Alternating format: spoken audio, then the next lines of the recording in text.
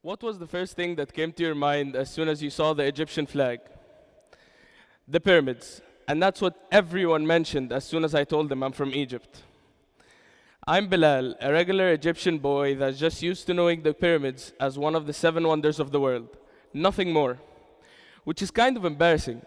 Like, how can I not know what my country is literally known for? That's why I'm here today to explore the unknown ancient technology. I started to research about the pyramids to learn more about these magnificent structures. During my research, I stumbled upon the work of a civil engineer called Robert Bauval. What did Robert discover? Robert found out that the pyramids were built based on the location of the stars, the Orion Belt, proving his conclusion by bringing a picture of the pyramids and the Orion Belt, and when placed onto each other, they were an exact replica. Robert also found out that at the same time, four other stars matched exactly with four other pyramids. This made me think, if I'm able to get the location of the Orion Belt to match exactly with the three pyramids of Giza, and the four other stars to match exactly with the rest four pyramids, I'll be able to know the exact timing of when the pyramids were built. After thorough research, I found and used the tool which tells me the location of the stars with the time. Basically, you can know where the stars will be tomorrow, the day after, or even after 1,000 years. I started by going back in time to 2500 BC, the year known for the construction of the pyramids. As you can see here, this is me going back.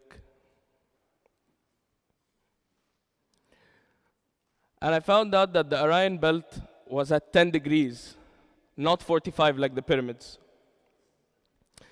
So instead, I thought maybe going forward in time would help. So I started making my way forward in time to 1996 BC, as you can see here in the video. This is me going forward in time from 2500 BC to 1996 BC.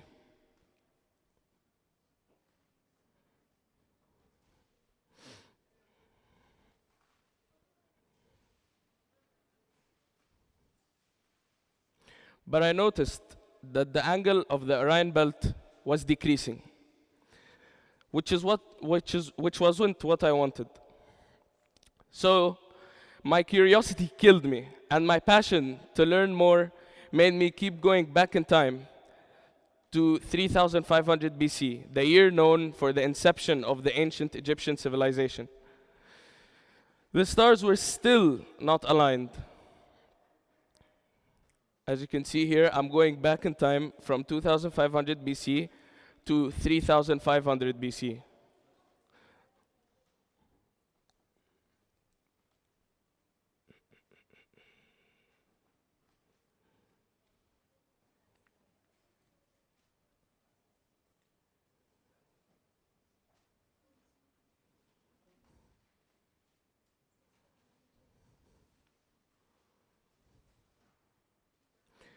The stars, as you can see here, were still not aligned.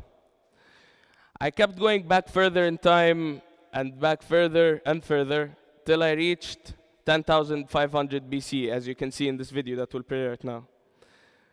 And I stopped. See? I'm traveling back in time to 4,000 BC, 6,000 BC, 8,000 BC, 10,000 BC, and 10,500 BC. My imagination made me envision myself standing there by the pyramids, looking above me to see the perfectly aligned Orion Belt. I also noticed that at the same time, the Milky Way was at the same position as the River Nile. So after all this, many questions came to my mind. How is it said that the pyramids were built in 2500 BC? How did the ancient Egyptians have the technology to know the exact location of the Orion Belt and based on that build the pyramids? How did they replicate the stars on Earth? My dad is always so enthusiastic about learning new things related to historical finds and discoveries. So when he found out I was researching about the pyramids, this was his perfect opportunity to share with me his findings about the Antikythera mechanism. This mechanism was only discovered in 1902 in the oceans of Antikythera in Greece. It was studied by Professor Tony Freeth in University College London. In 1907, a group of scientists placed this mechanism inside an X-ray machine, only to discover that it had bronze gear wheels inside. This made Professor Tony question, why would something from ancient Greece have bronze gear wheels inside? It simply shouldn't. So in 2005, Professor Tony led a study where they placed the Antikythera mechanism inside a 3D X-ray machine. So what did Professor Tony find out? He found out that the Antikythera mechanism is a calculating machine that uses bronze gear wheels to calculate the cycles of the cosmos. The cosmos being the sun, moon, and the planets against the stars. Wind the machine forward 10 years and you'll know the exact location of the sun, moon, and the planets. It's something absolutely astonishing. Which begs the question, why would ancient Greece be investigating the cosmos in the first place?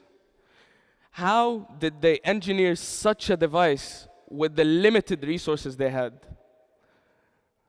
How did they reach such a high level of technological advancement that hasn't been reached now?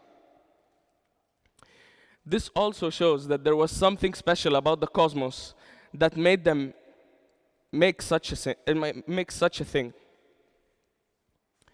This also links to how the Orion Belt and the pyramids were an exact replica. Ever since I was a kid, my grandparents used to always enrich me with information about our ancient Egyptian civilization. But something stuck out to me and always fascinated me. The ancient Egyptian statues. These statues were just a fantasy to me, a part of my imagination. But my passion to learn more about these never faded. In 2022, my dad took us on a trip to London, where we got to visit the British Museum. This was my chance to finally get up close to these masterpieces.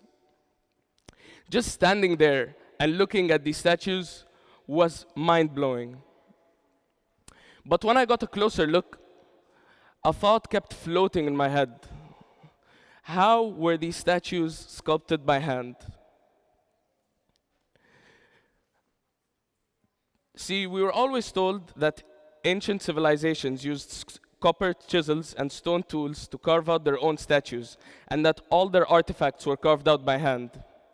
But standing there and thinking that a statue this flawless to be ever carved out by hand never made sense to me. Manufacturers in our time right now use laser technology to cut and carve out objects and have a perfect outcome every single time that cannot be done by hand. So I would like to ask you this question. Do you think that maybe these statues were carved using a laser-like machine? As you can see here, this leaflet is placed at the entrance of where you go and visit the pyramids. But something stood out to me, caught my eye. It says, therefore it is clear that we may assume that the mathematical tools needed to achieve such an engineering work are either not preserved or not yet found. This would explain why we're unable to find this laser-like machine, since it probably decomposed. I mean, look at this image right here.